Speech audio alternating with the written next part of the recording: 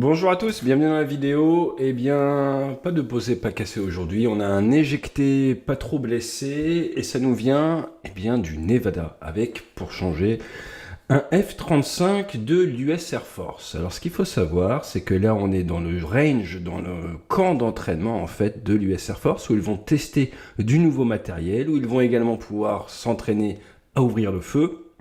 Et à l'heure actuelle, j'ai envie de vous dire c'est rare parce que généralement on a beaucoup d'images F-35. Eh bien à l'heure actuelle, nous ne disposons pas d'images. Ce que l'on sait, c'est que c'était le 31 mars 2026, qu'aux alentours de midi heure locale, le pilote a dit qu'il avait du mal à manœuvrer et à contrôler l'avion. Il s'est éjecté, ça a bien fonctionné. Martin Baker a revendiqué une vie de plus sauvée. Et bien, si on commence à compter les incidents ou les accidents de F-35, on en arrive bientôt à, en fait, on est à 16 ou 17 là, si on compte également les problèmes au sol. Donc, ce que je vous propose dans cette vidéo aujourd'hui, c'est de regarder un petit peu comment les statistiques de perte des Américains ont complètement explosé depuis 2020. On est quand même sur des chiffres où on a par exemple chez les Marines plus 194% de MISAP de classe A, donc de gros soucis, que ce soit au sol ou en vol. Et tout ça sans même parler de l'opération Epic Fury que l'on couvre régulièrement sur la chaîne. Alors, dans la vidéo, on va parler un petit peu de tout ça. On va donc parler sécurité des vols. On va faire un petit point sur où est-ce que les Américains en sont. On va aller regarder un petit peu ce qui s'est fait également pendant la guerre du Pacifique. Et vous allez vous rendre compte qu'au final, quand votre flotte est sollicitée, vous avez plus d'accidents. Allez, jingle. Il faut être franc, aux commandes de ce genre d'avion, vous n'avez pas vraiment droit à l'échec. Et on a dû faire évoluer notre culture de la sécurité dans l'aérien, tout simplement pour rentrer vivant à la maison le soir, accomplir la mission et blesser personne au sol. Ce que je vous propose, c'est d'apprendre et de profiter de notre retour d'expérience dans l'aviation de chasse, mais également dans l'aviation de ligne, retour d'expérience qui peut vous faire gagner des années et surtout qui peut impacter votre cerveau et celui de vos collaborateurs de manière un peu différente par rapport à la sécurité et vous permettre d'avoir le déclic qui va bien. Allez, je vous dis à très vite en formation et d'ici là, fly safe.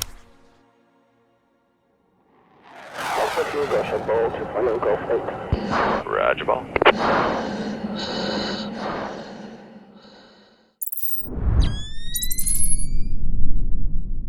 Alors la grosse statistique, c'est plus 55% en un an, plus 55% de classe A. Un classe A, c'est qu'il y a un mort, un invalide, ou alors plus de 2,5 millions de dollars de dommages. Donc de 2020 à 2024, on est à 90 tués, 89 appareils touchés, 9,4 milliards de dollars de dommages.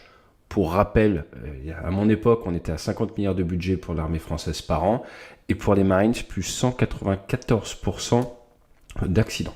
Maintenant, si on regarde un tout petit peu en détail, le taux, c'est effectivement 194% pour les Marines. On est à plus 166% pour l'Army. Rappelez-vous, il y a pas mal d'accidents de Black Hawk et tout ces derniers temps. La Navy, on est à plus 57% et l'Air Force, on est à plus 10%. Donc la manière dont ça fonctionne, c'est que les Américains regardent pour 100 000 heures de vol. Et pour 100 000 heures de vol, le pire, faut pas se mentir, c'est les Marines. À l'heure actuelle, vous allez avoir 3,91 classe A pour 100 000 heures de vol, là où l'Army, vous en allez avoir 2, la Navy, c'est le mieux, 1,76 et l'US Air Force, 1,9. Et tout ça, on ne parle pas de ce qui s'est passé après 2024, c'est vraiment 2020-2024. Mais les plus stables, c'est l'USAF qui a pris que 10%, mais la Navy également a quand même pas mal augmenté. Ce qu'il faut noter, c'est que l'USAF, en 2024, ils ont perdu 47 aviateurs en un an à cause d'accidents évitables. C'est toujours évitable un accident. Et 1,5 milliard de dollars d'armement également qui ont été perdus. Quand on regarde l'accélération du coût financier, 2022, 1,6 milliard. 2023, 2,9 milliards. Et en 6 mois de 2024, 1,7 milliard. Donc ça montre clairement qu'il y a cette accélération. Alors au final, qu'est-ce que ça veut dire ? C'est-à-dire que les gens font des erreurs. Pourquoi est-ce qu'ils font des erreurs ? Et c'est intéressant de voir que là, on est dans une période en fait où il y a une réaccélération. Il y a eu le désengagement d'Afghanistan. Il y a pas mal de phases différentes. Il y a une grande crise RH, que ce soit chez les pilotes, que ce soit chez les mécaniciens. Et de manière générale, ce qui ressort des débriefings, ce qui ressort des rapports du JAG, c'est un une baisse en fait dans le standard, une baisse un petit peu dans la culture de sécurité. Mais avant d'aller plus loin, ce que je vous propose, c'est qu'on regarde les plateformes qui ont le plus de problèmes. Alors, le top du top, malheureusement, c'est le Black Hawk. Le Black Hawk, on n'entend pas trop parler, on entend beaucoup de critiques sur le F-35, on entend moins de critiques sur le Black Hawk, mais en fait, chaque aéronef a une mission, a un écosystème qui lui est spécifique, et le Black Hawk, c'est quand même particulier, on a 23 incidents pour 100 000 heures de vol, ce qui est absolument énorme. Et ce qu'il faut noter, c'est que ça ne vient pas prendre en compte le crash de janvier 2025 où on a le Black Hawk qui a percuté l'American Airlines. D'ailleurs, regardez ces images qui viennent de sortir il y a quelques jours. Vous voyez clairement que l'avion de ligne a vu au dernier moment le Black Hawk et a essayé de faire une remise des gaz, a essayé de l'éviter, mais malheureusement, ce n'est pas passé. Il y avait eu 67 morts qui ne sont absolument pas comptabilisés dans les statistiques qu'on est en train d'étudier. Et clairement, à l'heure actuelle de l'enquête, l'hélicoptère avait quand même des choses à se reprocher. Dans tous les cas, le deuxième hélicoptère, c'est encore un hélico qui a les soucis, c'est le AH-64. En 2024, l'Army, en tout, ils ont eu 15 missiles de classe A en vol. Sur ces 15, il y en a 9, c'était des Apaches. Et sur ces 9, il y en a 8 où c'est du facteur humain. Alors attention, le facteur humain, ça veut tout dire et rien dire, et moi j'aime bien rappeler que 100% des accidents évités et des incidents évités le sont grâce au facteur humain. D'ailleurs, souvent quand on intervient pour parler de culture sécurité ou qu'on va dans des entreprises faire du conseil, on se rend compte que c'est facile de traquer les erreurs faites par les humains. C'est beaucoup plus compliqué de mettre en place une culture où vous mettez en avant les accidents, les événements, les pièces non détruites grâce à l'action des êtres humains. Et si on ne met pas en avant dans la culture, c'est même moins présent dans le cerveau des gens. Et il y a moins de retexte qui se fait. Donc c'est très important d'avoir conscience que tous les jours, vous avez des collaborateurs, des pilotes des équipages, des pilotes d'hélicos qui sauvent des accidents, qui évitent des accidents d'arrivée, qui retiennent au dernier moment, qui font une bonne action. Ça, on ne le met pas assez en avant. Donc attention à la culture un petit peu du « c'est la faute du pilote ». Ça ressort souvent dans ces études-là, mais c'est pas prendre en compte le fait qu'il y a énormément de presque accidents, de presque incidents qui ne remontent pas forcément. La troisième plateforme, c'est le V-22, l'Osprey. Et 1/5 des militaires tués entre 2020 et 2024 l'ont été à bord de cet appareil. Ils ont eu 4 crashs quand même, 20 morts. Alors c'est un aéronef très particulier. Ils ont eu des soucis à une époque. C'est vrai que c'est maintenant un aéronef qui marche plutôt bien, mais qui a ses pièges dont il faut se méfier. Maintenant, il y a un autre point qui est très intéressant, et là c'est pour la Navy, c'est les tirs fratricides. Alors rappelez-vous, c'était décembre 2024, le Truman, des F-18 qui sont en retour, qui se font abattre par le Gettysburg, et là en fait, le Truman, ils se sont mis à enchaîner. Donc en décembre, ils abattent un de leurs aéronefs, ils ont derrière un deuxième aéronef qui se fait engager. En février derrière, collision avec un cargo en Méditerranée.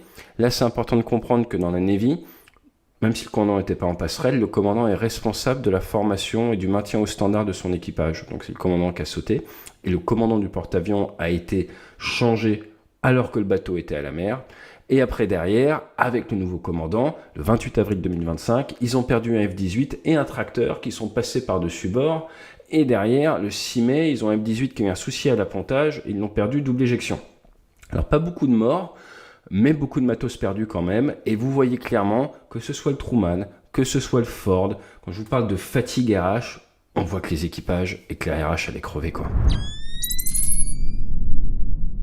Alors maintenant on va se focaliser un petit peu quand même sur le F-35. Point intéressant, on a effectivement, ça dépend comment on compte, 15 à 17 gros événements avec le F-35.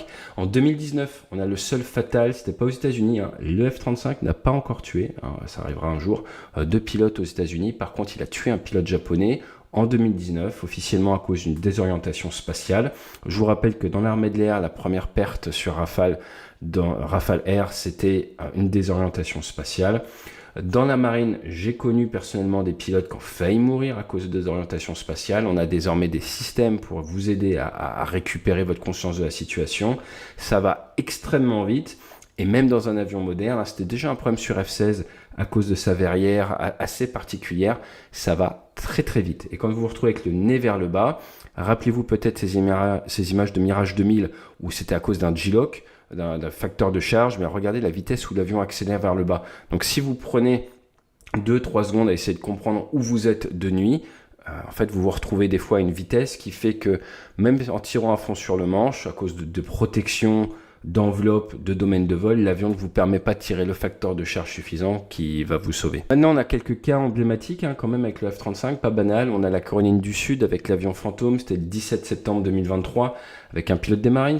Il s'approche de Charleston, il y a beaucoup de pluie. Il se retrouve avec des pannes électriques, plusieurs fois, ça s'allume, ça s'éteint, ça s'allume, ça s'éteint. Il perd la radio. Finalement, il s'éjecte dans les nuages parce qu'il ne comprend plus où il habite. Il préfère sortir. Et l'avion a volé tout seul pendant 11 minutes et 21 secondes sur 110 km. Donc, ils ont mis du temps à trouver où était tombé l'avion. Finalement, ils l'ont trouvé. Lui se retrouve à atterrir dans une maison, passe un coup de fil qui est mythique au 911. Et puis derrière, il leur a fallu 27 heures pour trouver l'épave. Finalement, ce pilote, cet officier, aura un commandement qui lui sera retiré après. On en avait parlé sur la chaîne. D'un point de vue RH, c'est un petit peu moyen. Un autre cas plus récent qu'on a vu également étudié sur la chaîne, c'était en janvier 2025. Rappelez-vous, c'était l'Alaska. Pourquoi c'est un cas mythique? Parce qu'en fait, votre F-35A se retrouve en vol, il y a du fluide hydraulique qui a gelé parce qu'il y a eu un défaut de stockage du liquide hydraulique, il y avait de l'eau dedans, ce qui pose des soucis au niveau du train d'atterrissage. Le pilote, il passe 50 minutes depuis le décollage au téléphone en visioconférence avec des ingénieurs de chez Lockheed Martin et finalement, on en parle sur la chaîne de manière détaillée, il se retrouve à devoir s'éjecter de la machine avec des images qui sont sorties dans les heures qui ont suivi l'accident, qui étaient absolument incroyables, avec l'avion qui est plus haut que le pilote sous parachute. Alors, c'est important de bien connaître toutes ces histoires parce qu'à chaque fois, vous voyez, ce sont des raisons différentes. Autre raison, on a par exemple la Royal Air Force. La Royal Air Force sur la Royal Navy, on était en novembre 2021, on a un avion qui coûte des millions et des millions d'euros. Et il se retrouve avec ce F-35B à le mettre sur le Queen Elizabeth en Méditerranée. Ils font l'inspection de l'aéronef, ils le préparent, ils le saisinent, ils l'accrochent. Et en fait, les mécaniciens ne suivent pas tout à fait la procédure. Il n'y a que la moitié des mécanos qui ont eu la formation. Vraiment, d'un point de vue RH, la Navy, ça fait des années qu'on en parle, c'est assez compliqué pour la Royal Navy. Au final, accrochez-vous bien, le cache d'air qui vient protéger l'entrée d'air se retrouve bloqué au niveau de l'entrée du moteur. On ne le voit pas en faisant le tour de l'avion, du fait de la forme du F-35.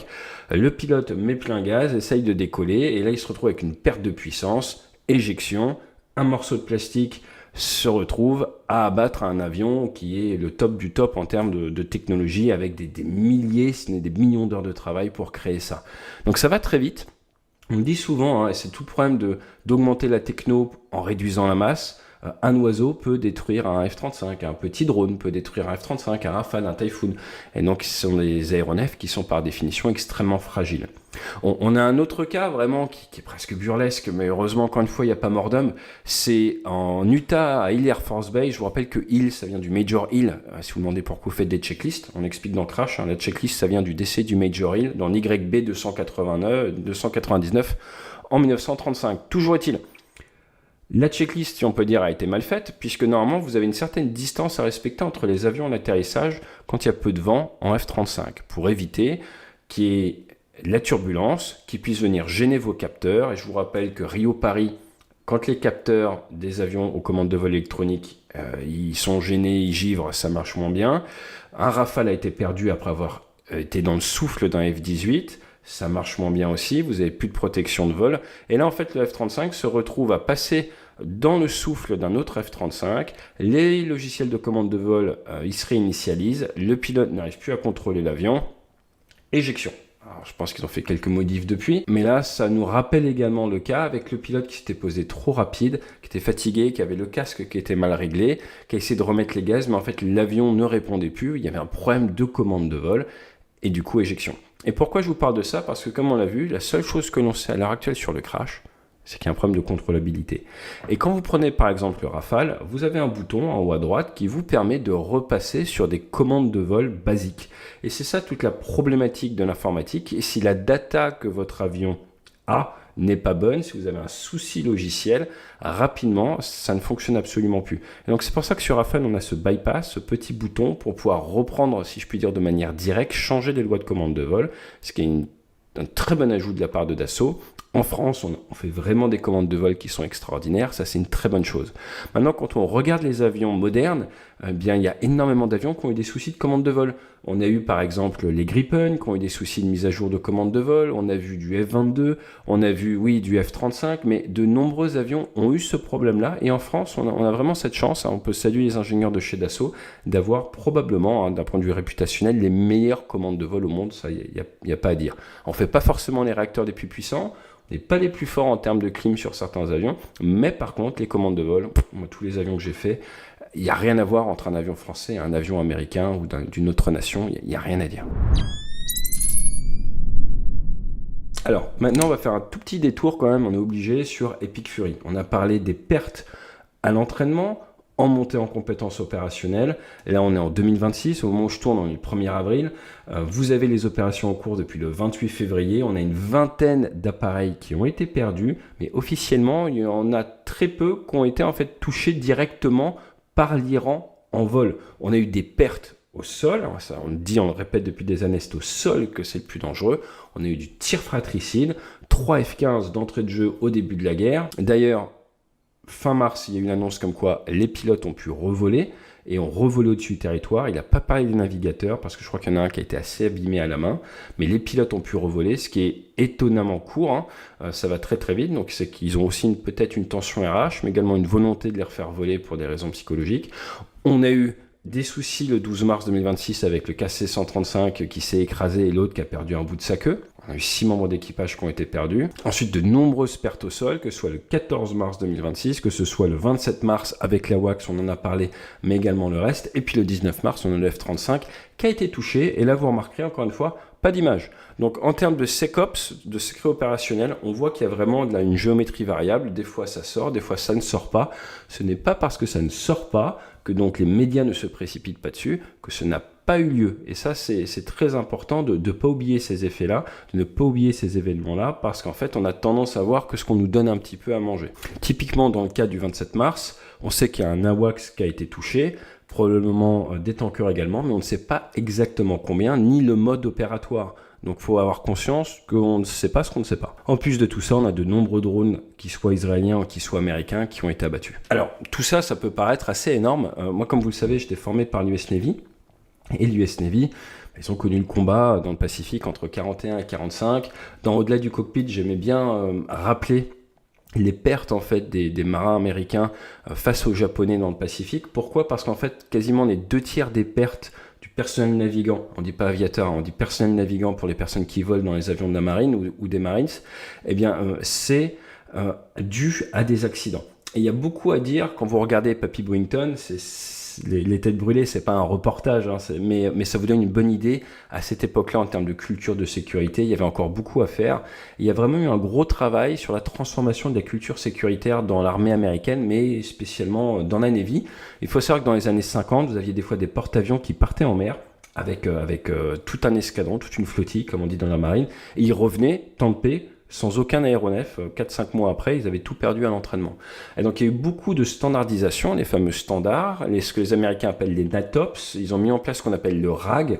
Donc tout ça, en fait, ça a eu vocation à venir cadrer comment on utilise un aéronef, comment on est formé sur cet aéronef, là où dans les années 40, 50, c'était vas-y, prends l'avion et débrouille-toi, tu t'auto-lâches en monoplace. Donc il y a eu énormément de travail, et là ce qui est intéressant, c'est de voir que on a eu une grande phase d'excellence d'un point de vue sécuritaire et qu'à partir de 2020, là clairement, il y a des signaux plus que faibles qui montrent que les Américains sont en train de repartir vers plus d'accidentologie.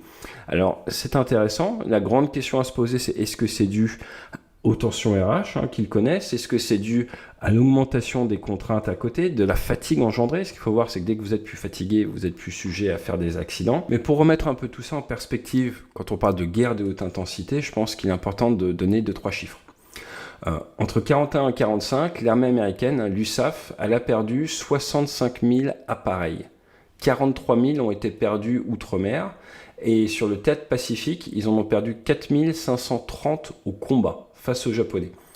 Pour ce qui est des accidents, environ 10 000 appareils supplémentaires perdus dans le Pacifique pour des accidents. Donc vous voyez les statistiques dont je vous parlais. Sur le sol américain, dans les bases d'entraînement continentales, en 45 mois, mettez-moi dans les commentaires à votre avis combien ils ont eu d'accidents sur le sol américain entre 41 et 45.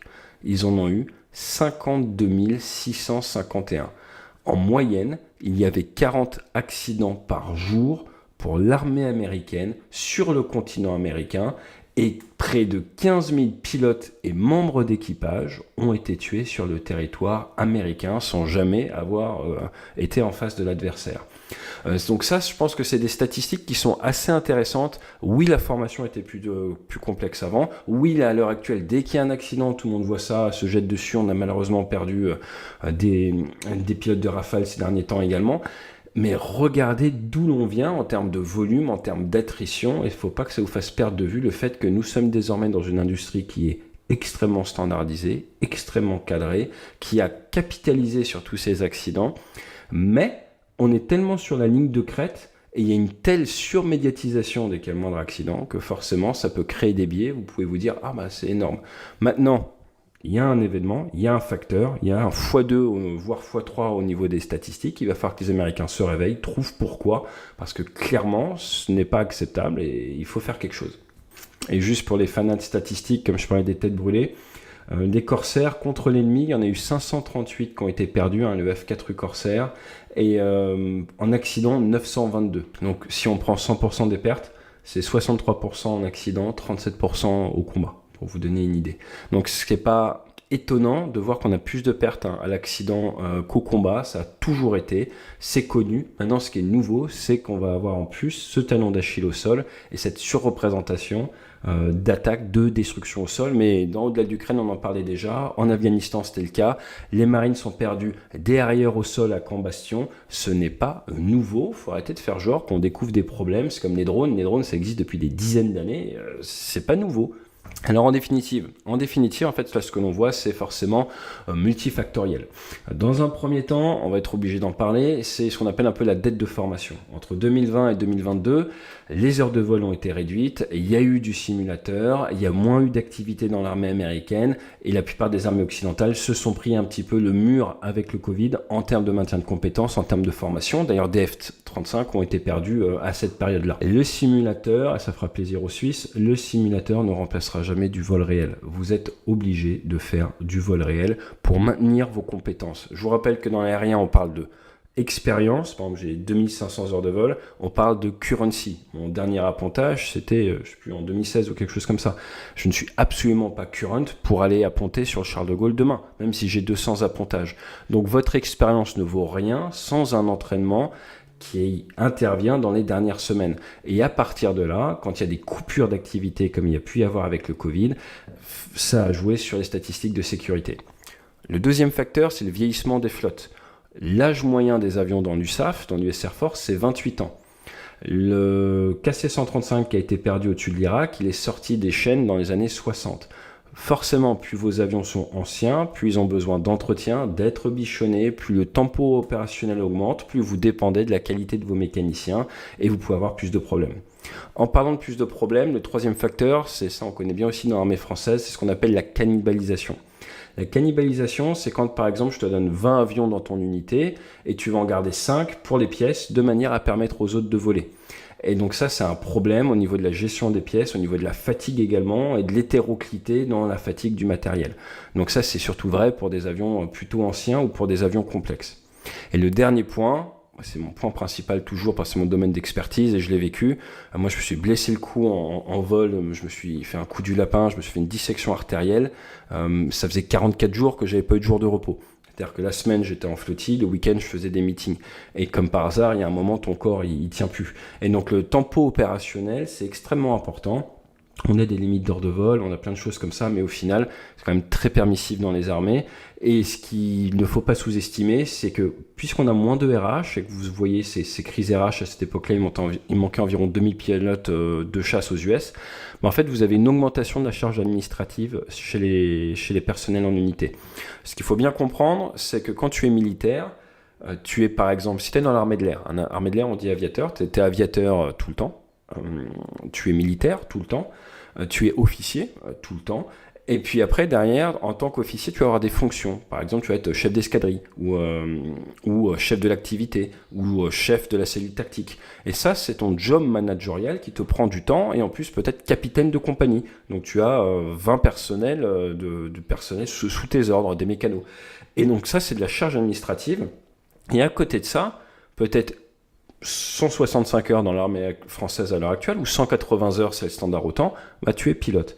Et autour de ça, tu as les briefings, la préparation de mission et les débriefings. Mais il faut bien voir que oui, tu es pilote, mais tu as également des fonctions managériales en tant qu'officier, parce qu'une flottille, un escadron, c'est une sorte de PME, si vous voulez, une flottille de chasse de la marine, c'est 200 personnes, vous avez à peu près 10 pilotes, vous avez quelques officiers mécanos, renseignements, et puis après derrière, vous avez tous les mécaniciens qui vont nous permettre derrière de faire fonctionner la boutique, de créer la disponibilité. On n'est rien sans nos mécanos, ils sont géniaux.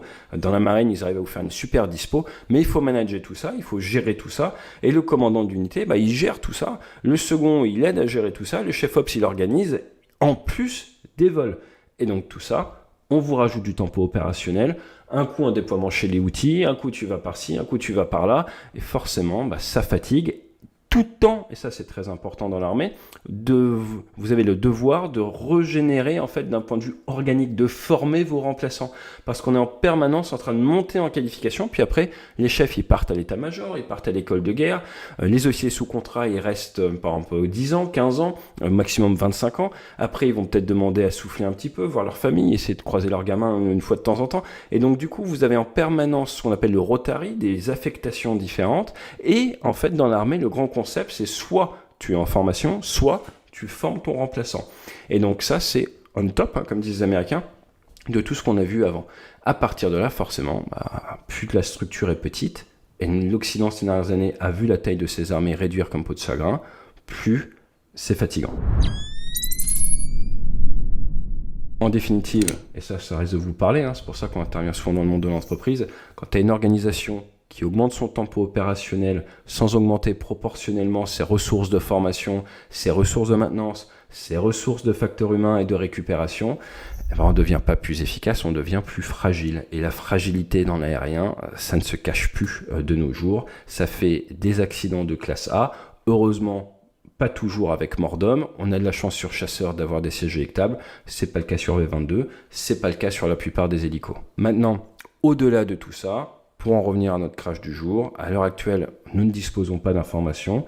Ce qui est sûr, c'est qu'ils font des tests pour augmenter le domaine de vol de l'avion. Des fois, vous allez vous retrouver dans des configurations un petit peu originales quand vous ouvrez des nouveaux domaines de vol.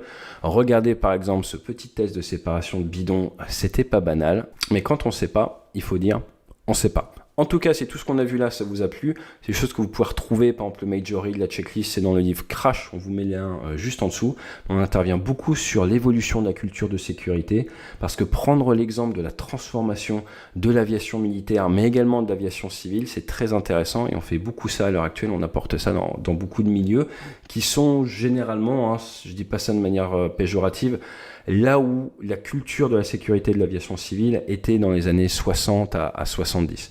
Donc on va pas se mentir, nous on a construit dans l'aérien notre culture sur des accidents, sur du retour d'expérience, et moi je crois profondément dans ce devoir de mémoire de l'accidentologie. C'est pour ça que je vous ai storytellé un petit peu les différents cas, parce que le cerveau adore les histoires, se rappelle bien des histoires, et le meilleur moyen pour acculturer quelqu'un à la manière de faire, quand vous recrutez quelqu'un dans l'aérien, un mécanicien, lui expliquer pourquoi ce qu'il fait c'est important, et il faut savoir lui mettre une petite histoire pour chacune des procédures. Pourquoi on fait des checklists ? Le Major Read, YB 299. Pourquoi est-ce que les vis ont leur importance, la bonne vis au bon endroit? Et là, vous avez le cas du pilote, commandant de bord, qui avait été aspiré à l'extérieur de son avion à cause d'un souci de maintenance. Pourquoi est-ce que quand on monte un moteur, c'est important de bien respecter le bon tuyau au bon endroit? Vous avez Air Transat qui s'est retrouvé en double panne moteur parce qu'un tuyau avait été mal remonté. Et ainsi de suite, et ainsi de suite. Et ça, comme ça, en très peu de temps, vous acculturez les gens et ça marche extrêmement bien. Dans 2 ans, on devrait avoir la petite histoire à mettre en face de ce crash de F-35. En attendant, ce qu'il faut retenir, c'est que Martin Baker a encore sauvé une vie et ça, c'est pas un poisson d'avril. Je vous dis à très vite sur la chaîne. Pas de poser, pas casser pour la team F-35 aujourd'hui. Mais vous savez, dans l'aérien, quand il y a un accident, il y a une chose qu'on n'oublie pas, c'est qu'il y a plus beau, plus riche, plus intelligent, plus expérimenté et plus fort qui s'est fait avoir. Et donc, il est indispensable d'apprendre et de capitaliser sur les erreurs des autres. Je vous dis à très vite sur la chaîne et fly safe.